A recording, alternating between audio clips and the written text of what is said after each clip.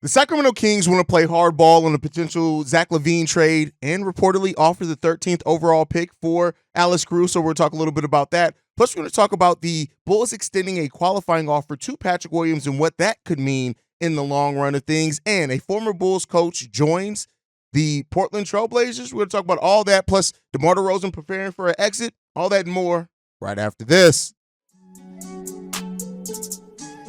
You are now tuned in to Chicago Bulls Central, your number one place for all Chicago Bulls news and content.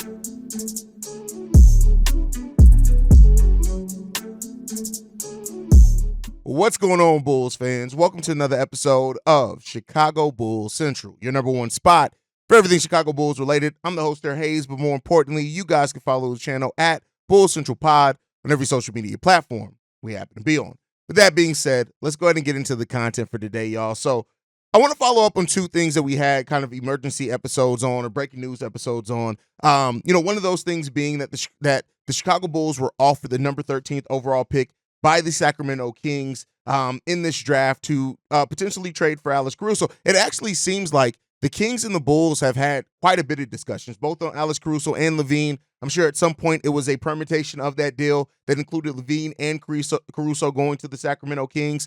And this is something that we heard earlier, right? Is that the Caruso and LaVine could both be headed to the Kings for a package around Harrison Barnes and Kevin Huerter. And at that time I said, hey, that deal doesn't really make a whole lot of sense if you're sending both of them. But now hearing that the 13th overall pick was included in a talk for Alex Caruso kind of makes a little bit more sense now when you look at all of it. So ultimately, it came down to just a simple thing, and it just came down to the Bulls clearly valued Josh Giddey and what he's brought to the NBA so far over a player that they could have potentially gotten at the number 13th overall pick. And ultimately, we got to see if that works out for the Bulls in their favor for the Bulls. So we'll see. Shai Gilgeous-Alexander basically averages 17, 7, and 7 in games without Shai Gilgeous-Alexander. Does Josh Giddey, and so the Bulls are hoping that he looks more like that production than what he did in the playoffs. Absolutely. And we'll see if Josh Giddey can do that, right? We'll see if Josh Giddey can prove that he can be that type of player and put up those numbers consistently. Now, how you get your numbers is as important as getting the numbers themselves, right? So, as I said, in 32 games without Shai Gilgeous-Alexander, Josh Giddey has averaged 17 points, 8 rebounds, and 7.3 assists. Now, it's a small sample size, and in no way are we saying that that's going to be his performance in the Bulls. No, you got to prove that, and he still has other players he has to learn how to fit around here as well with Kobe White, with Ayo Dosunmu. Those three players are probably going to two of those players are probably always going to be in the game, more times than not. So, he's going to have to figure out how to play with those guys, and we'll see. I've maintained holding out and making a final verdict on this Josh Giddey thing until we see what happens with it on the basketball court and what he brings this season for the Bulls.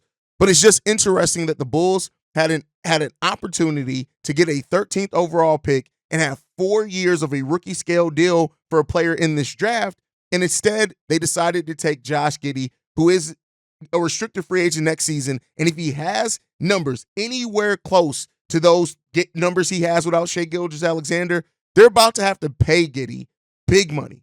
Big money.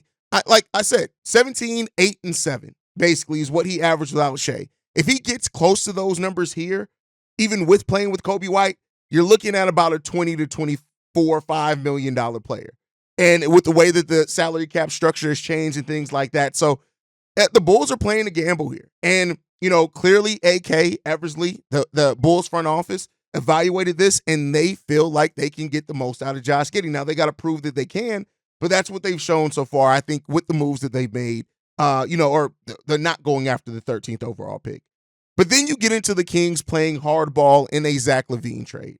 Reportedly that the Kings now need to be incentivized to trade for Zach LaVine because of the 3 years remaining on his contract and over $120 million over those 3 years, right? I think it's more towards $200 million that's left, I think, in it. But so you have to ask that, like, the Kings now, and I talked about it on the breaking news, the live episode that we did, is that it really feels like the Kings are like, oh, the Bulls, they're probably going to make a stupid deal here. Let's play hardball to see if we can get anything back, even if it is just the Portland pick.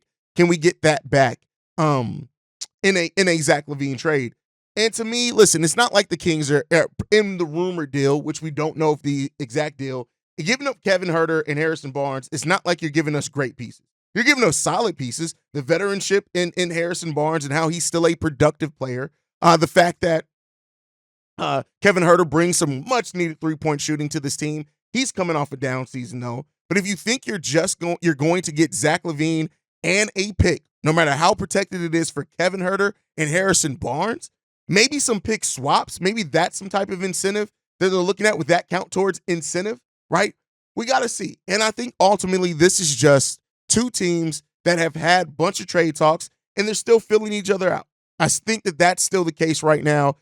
It seems like the Kings and Bulls have talked a lot. That does not mean that they're the front runners per se. We have heard that, but it doesn't mean that. Another team could slide in there on draft night and decide to go ahead and get it done, right? Maybe their player, all their top three players are off the board, and they say, hey, we really ain't into this pick. Let's go ahead and pull the trade on a deal that we have or had talked about early on. Something like that, right? So we'll see. It's a lot of speculation right now. There's a lot of things still up in air for the Chicago Bulls. We still don't even know what direction the Bulls roster truly is going in. They could be going younger things, but they also could be trying to find a angle to get this team still to be competitive. We just don't know. So we'll ultimately see what that comes down with. But I wanted to touch on those because for the podcast guys, more so than not, I usually don't release the live streams on the podcast version, but I wanted to talk about that. Now, another thing that we got late yesterday was that the Bulls did extend a qualifying offer to Patrick Williams. This qualifying offer was worth $13 million. And so this puts the Bulls in a situation where they negotiate with Patrick Williams, and they have the right to match any contract offer that Patrick Williams could potentially get out there in the open market.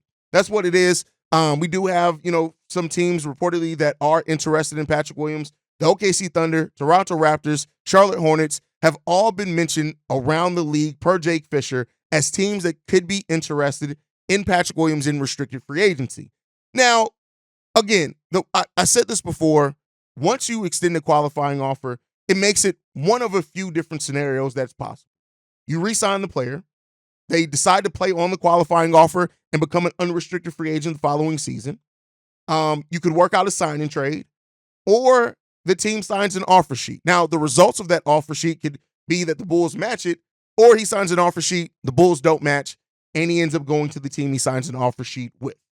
But per Hoops Hype and Michael Soto says that before the Caruso Giddey trade, there was belief that Chicago would have explored potential sign-and-trade deals involving the former number 4 overall pick Patrick Williams with Oklahoma City.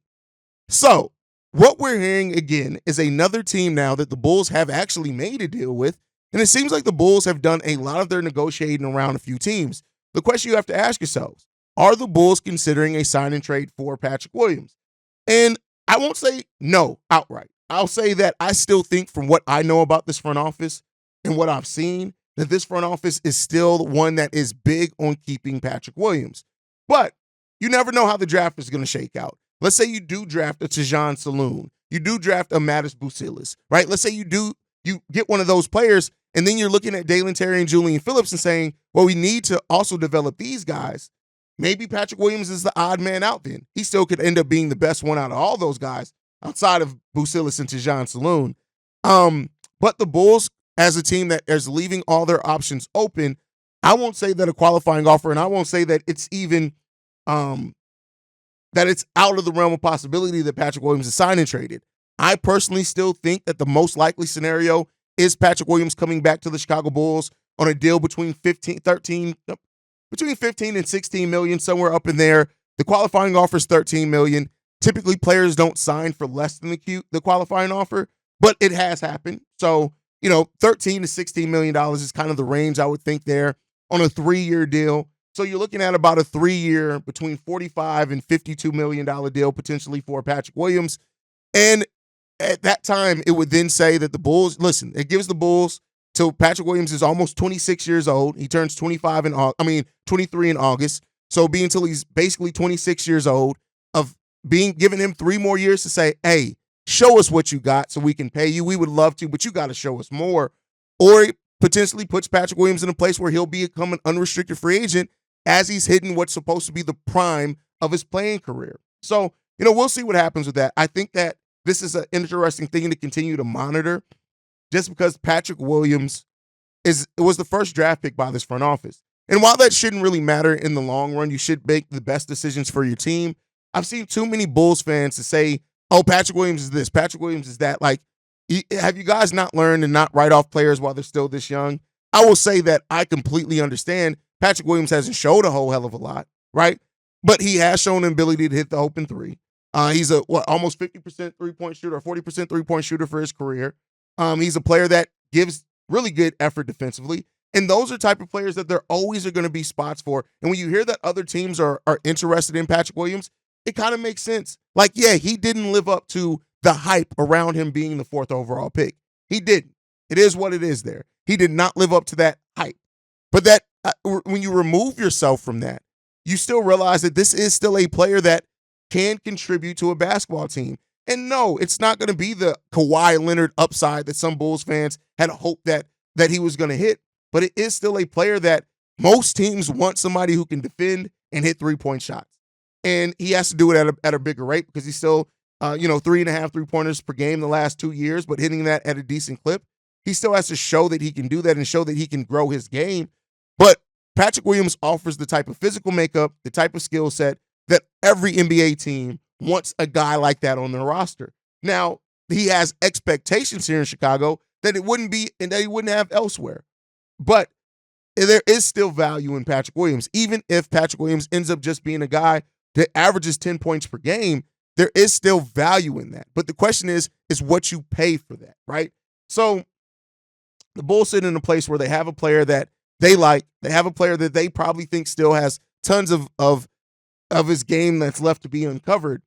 But you have to look at everything. And there is also a chance that Patrick Williams never uncovers that part of his game. So, the Bulls sit in a place where that's thing. But then when you look at the teams that are interested in Pat, the Charlotte Hornets make sense. They're a team that is going to need as much young talent as they can on that team. And they're going to take advantage of them not really ever being free agent destinations. The Toronto Raptors are another team that have kind of gone in a different direction now with their roster where they're going younger. The OKC Thunder, listen, I tell you what, the Thunder have so much offensive firepower and also can trust development, right, that they can develop a guy. I could see Patrick Williams going there and turning into the guy that Bulls fans want Patrick Williams to be. So we'll see what ends up coming of this. I think ultimately Patrick Williams is probably still more likely than not going to be in a Bulls uniform, but that doesn't mean that it's going to happen for sure. So we'll see. But in all of this, it's left many questions for DeMar DeRozan, and Casey Johnson talked about this. He said this: there is less momentum for DeMar DeRozan to sign during the exclusive negotiation period ahead of free agency than there was with Nikola Vucevic last year. That's an interesting thing to hear, is that there's less momentum right now at this point than at the same time last year for Nikola Vucevic. Now, that plays into a couple of reasons. The Bulls, most of the center prospects, they stayed with their teams last year. The Bulls weren't in a place to offer any of those free agents the type of money that they got, even if Vooch walked away, because of how close we were to that luxury tax. Then you look at the same time as that DeMar DeRozan is longer in the tooth. He's older in his career by a little bit. He's also a player that he's gonna have a market. DeMar DeRozan is gonna go on a team that he wants to go to. He has that choice to make.